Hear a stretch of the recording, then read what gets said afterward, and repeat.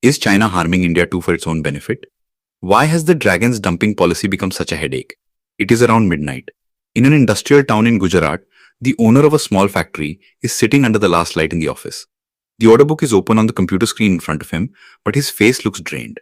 His machines can run, the workers are ready, the raw material can also arrive, and yet instead of increasing production, he is staring at the rate list. The reason is not that demand has disappeared. The reason is that so much cheap imported material has entered the market that forget making a profit, it has become difficult even to recover the cost by selling his own product. And this is where the story begins. The question is not why China is selling cheap goods. The real question is whether it is just selling its products or quietly suffocating the industries of other countries as well. And if that is the case, how deeply has India been caught in this trap? After Donald Trump's tariff pressure, China's export strategy appears to have become even more aggressive. According to Reuters, China ended 2025 with a record trade surplus of around $1.2 trillion. This surplus did not rise only because China is highly competitive, but also because it moved faster to strengthen its grip on other markets in order to reduce dependence on the US. That same Reuters report also said that China's monthly trade surpluses crossed $100 billion several times in 2025, and this export push was also supported by a weakened yuan, which made Chinese goods even cheaper in other markets. In other words, when tariff pressure rose in America, China simply redirected the path of its goods. And under that turn came the markets of countries like India as well. Now, there is one word here that is very important to understand. Dumping. In simple language, dumping means placing goods into a foreign market at such low prices that local companies simply cannot survive at the same price. This is not always considered illegal, but when an investigation proves that an imported product is entering at unfairly low prices and is causing injury to the domestic industry, then anti-dumping duty is imposed. That is why countries around the world take the support of trade remedies. Because many times a price war is not just competition, it is a strategy. And when that strategy comes from a large economy, its impact is felt not just on company balance sheets, but also on jobs, factories, tax collection, and national capability. China's current problem is not just export ambition, but also domestic weakness. Reuters reporting and analysis repeatedly indicate that China continues to face problems like weak domestic demand, a property slowdown, and excess industrial capacity. When the domestic market cannot absorb enough, factories have to find buyers outside. That is exactly why cheap Chinese goods are now being pushed more aggressively into Africa, ASEAN, Europe, and other regions. Reuters wrote that in 2025, Chinese exports to the US fell by nearly 20%, but shipments to Africa, ASEAN, and the EU increased. The meaning is clear. Where America closed the door a little, China opened other doors even faster. This is where India's difficulty begins. On one hand, India wants to become a manufacturing hub, attract supply chains, and benefit from the China Plus One strategy. But on the other hand, if the market keeps getting flooded with cheap Chinese goods, then domestic manufacturers will face pressure on all three fronts: scale, price, and cash flow. This pressure does not remain limited to big industrial houses. Its effect spreads to small component makers, chemical producers, steel processors, electrical goods manufacturers, textile units, and plastic converters. On the factory floor, its translation is very simple: fewer orders, thinner margins, longer inventory, and greater pressure from the bank. Many times people ask that if Chinese goods are cheap, then the consumer is benefiting. So what is the problem? This question is half right. Yes, in the short term, cheap imports can give relief to consumers. But in the long term, if domestic production weakens, local plants begin shutting down, investment stops, and jobs are affected. Then, that same cheap material can end up becoming very expensive for the economy. The real game of trade is bigger than the MRP. It also includes industrial depth, self-reliance, technological capability, and future bargaining power. If a country keeps relying only on imported cheap goods, then it may look like a market, but not a manufacturing power. India has not ignored this danger. The Directorate General of Trade Remedies, or DGTR, has been continuously carrying out anti-dumping investigations over the last few years. According to PIB's 2024 year-end review, DGTR initiated more than 50 cases under anti-dumping, countervailing, and safeguard rules. In many cases, duties were also recommended.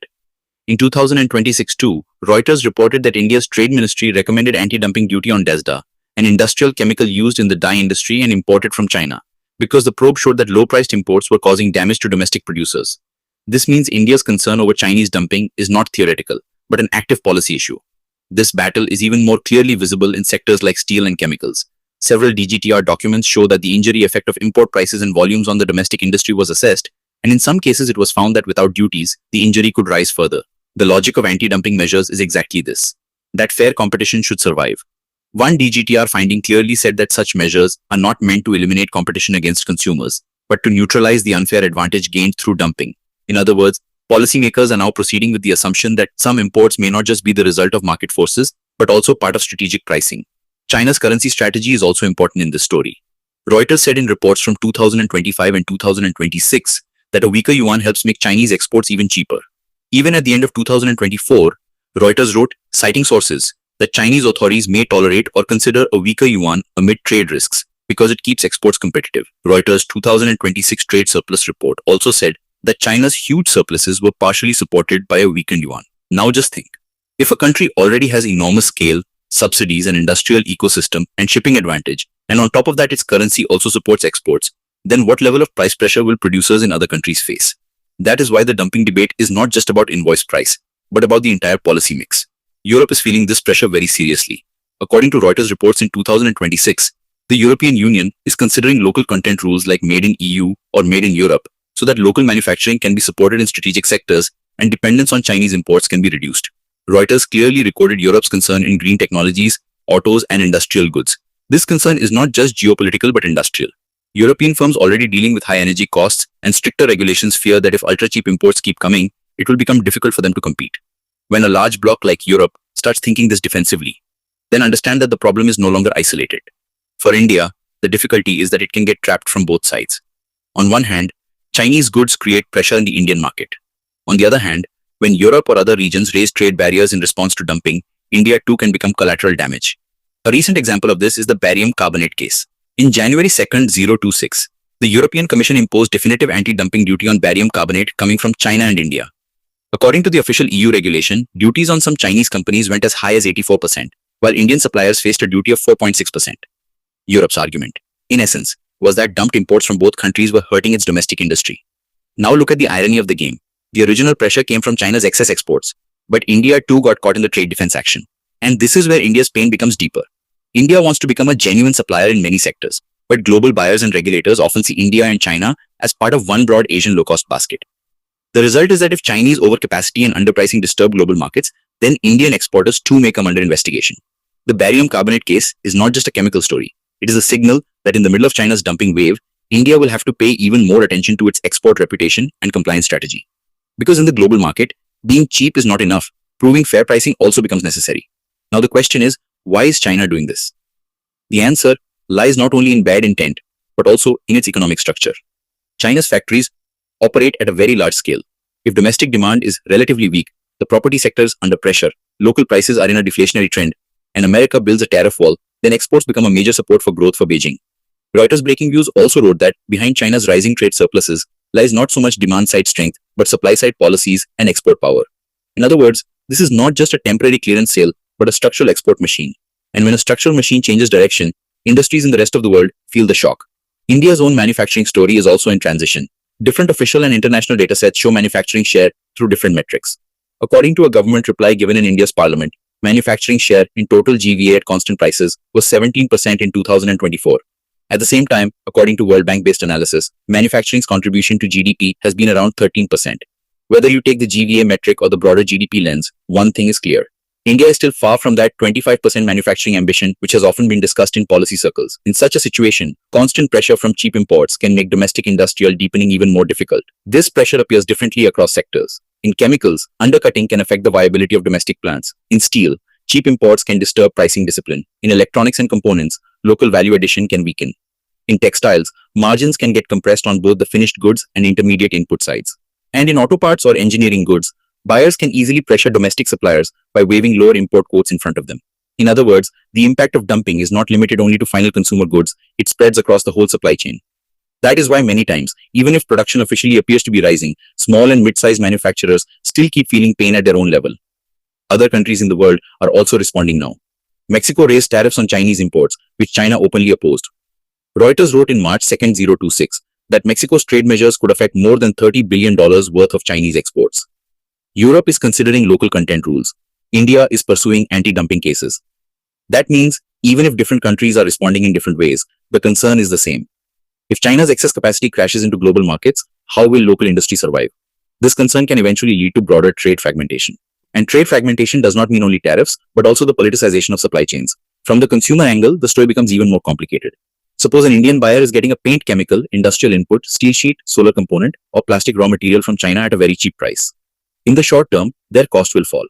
But if in the same process Indian upstream producers get weakened, then dependency will rise in the future.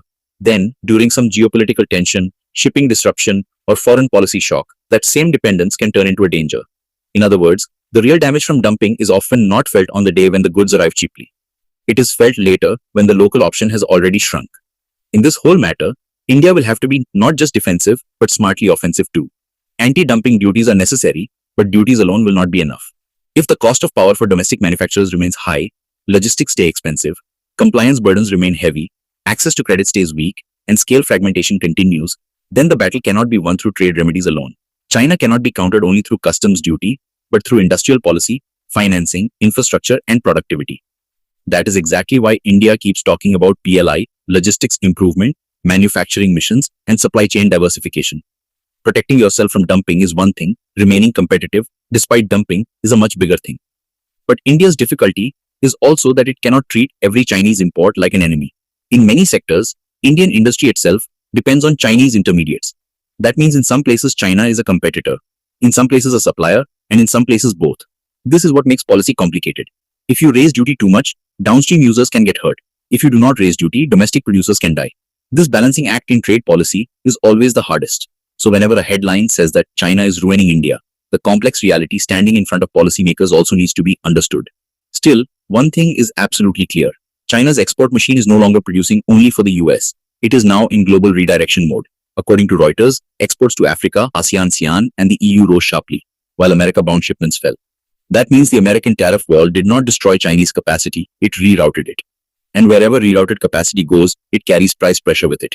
For countries like India, this means that if they do not stay alert, their domestic market can quietly be hollowed out. On the surface, the consumer will see a bargain, but underneath, the foundations of the factory will keep shaking. If this video has taught you something new, or if you feel this information should reach more people, don't forget to like and share the video.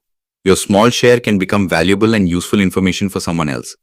If you have any questions related to this topic, or if you would like to share your opinion with us, be sure to write in the comment box.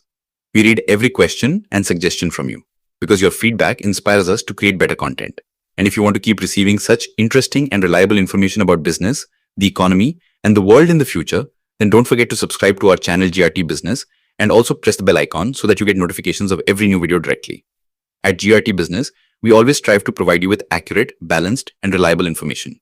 Our news and analysis are prepared based on information obtained from various news agencies, public sources, and public opinion. We make every effort to verify and validate each fact as much as possible. But in case of any possible error or dispute, the responsibility lies with the respective sources. Our only aim is to present you with a correct and trustworthy perspective so that you can understand any topic better.